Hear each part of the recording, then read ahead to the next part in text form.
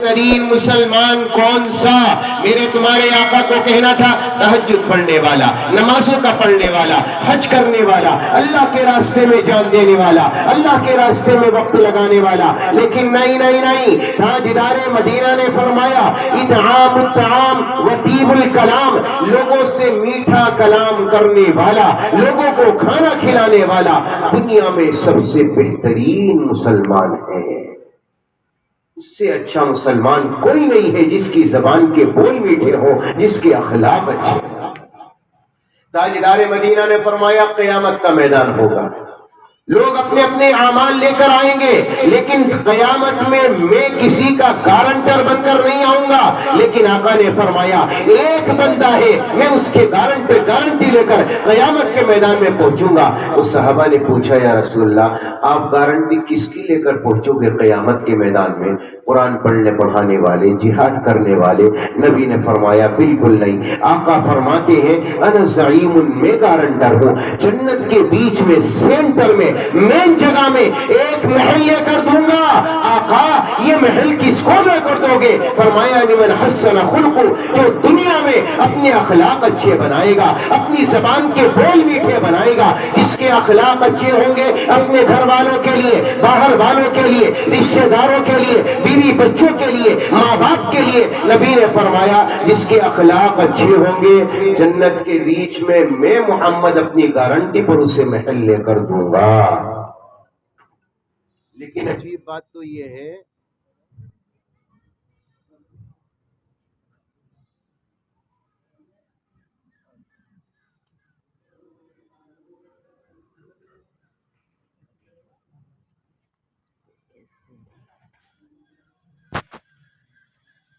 نبی پاک علیہ الصلوۃ والسلام نے فرمایا تیسری چیز ہے وہ حسن خلیقت، تمہارے اخلاق اعلیٰ ہو، تمہاری زبان کا بول میٹھا ہو، اور یہ اخلاق تمہارے گھر والوں کے لیے اچھا ہو، تمہاری ماں کے لیے اچھا ہو، تمہارے رشتہ داروں کے لیے اچھا ہو۔ تاجدار مدینہ امام الانبیاء نے فرمایا جو گھر میں آیا اس نے اپنی ماں کو محبت کی نظر سے دیکھا، اس کے اخلاق اعلیٰ ہو، اللہ تعالیٰ ایک حج کی برابر ثواب دے گا۔ اور نبی پاک علیہ السلام کا فرمان عالی تو یہ ہے میرا جی چاہتا ہے کاش کہ میرے ماں باپ زندہ ہوتے، اور چلو باپ بھی نہ تھا میری ماں زندہ ہوتی، میں نماز عشاء پڑھانے کے لیے اپنے گھر سے نکلتا، عشاء کے فرضوں کی نیت باندھتا اور قرات شروع کر دیتا الحمدللہ رب العالمین۔ اسی درمیان میں میرے گھر کی کھڑکی کھلتی اور میری ماں آمینہ مجھے آواز دیتی یا محمد یا محمد، تو میرے آقا نے فرمایا میں فرض نماز کی نیت توڑ دیتا اور اپنی ماں کی بات کا جواب دیتا۔ یہ ماں کا تصور میرے نبی نے اپنے دل میں لیے ہوئے ہیں۔ میرے پیاروں اخلاق اعلیٰ ہو اپنے ماں باپ کے لیے، اپنی اولاد کے لیے، اپنی بیوی کے لیے، اپنے رشتہ داروں کے لیے۔ تاجدار مدینہ نے فرمایا اعلیٰ اخلاق لے کر آؤ گے جنت کے بیچ میں محل لے کر دوں گا۔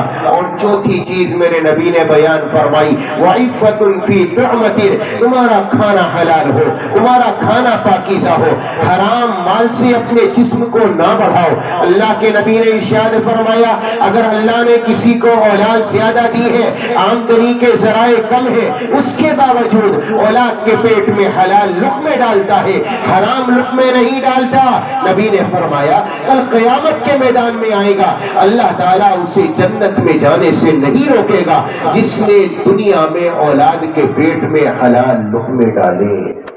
آدمی صبح کو گیا شام کو آیا، آنے کے بعد اس نے حلال لقمے لا کر اولاد کو کھلائے۔ نبی نے فرمایا قیامت کے میدان میں یہ حلال کھلانے والے، محنت کرنے والے جب آئیں گے تو ان کے چہرے چودھویں کے چاند کی طرح روشن ہوں گے جنہوں نے اولاد کے اور اپنے پیٹ میں حلال لقمے ڈالے۔ وَكُلُّ لَحْمٍ نَبَتَ مِنَ السُّحْتِ كَانَتِ النَّارُ أَوْلَىٰ بِهِ، اگر حرام مال سے اپنے جسم کو پالا اور بڑھایا ہوگا یاد رکھنا جہنم مستحق ہے، جنت میں داخلہ نہیں مل سکتا۔ یہ چار باتیں اللہ کے نبی نے بیان فرمائی۔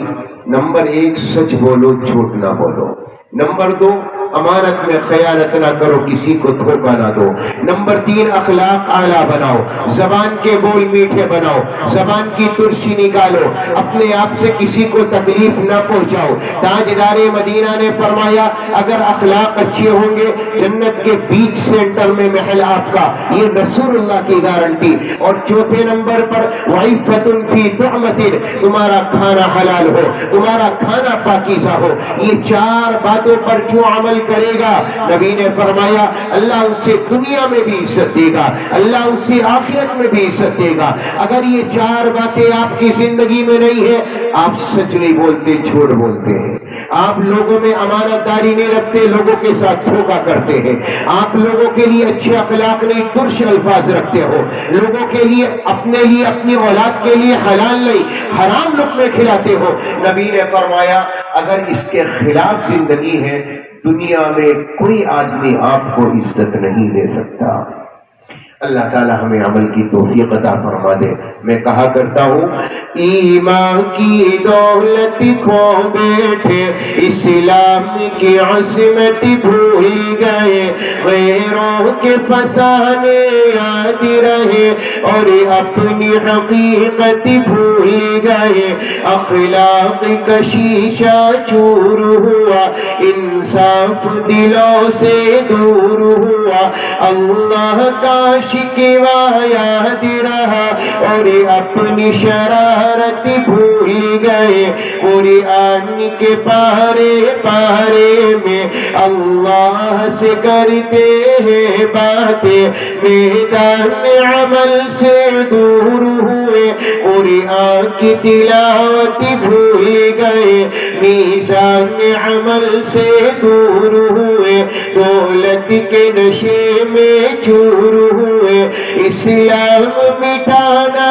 یاد رہا، باطل کو مٹانا بھول گئے، دنیا کا گھر آباد کیا، عقبہ کا گھر برباد کیا، مشکل میں خدا کو یاد کیا، آسان ہوئی مشکل بھول گئے، وہ دیکھ لیا ہے شیشے میں پر داغ نہ دیکھا سینے میں، دل ایسا لگایا جینے میں، مرنے کو مسلمان بھول گئے، داڑھی کو تم نے صاف کیا اور دل کو نبی کے چاک کیا، جس کام سے خوش ہوتا ہے خدا وہ کام مسلمان بھول گئے، دولت کے پجاری بن بیٹھے، عہدوں کے پجاری بن بیٹھے،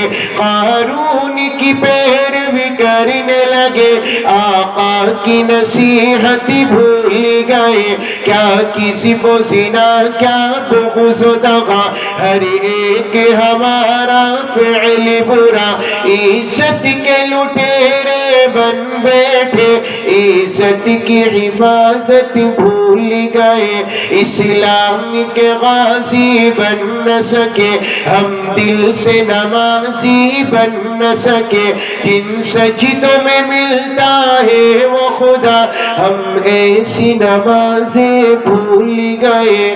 اللہ مجھے بھی آپ کو بھی عمل کی توفیق عطا فرمائے، یہ 4 باتیں ہماری زندگی میں پیدا فرما دے، اللہ ہماری دنیا بھی آسان فرما دے، آخرت بھی آسان فرما دے، آمین یا رب العالمین۔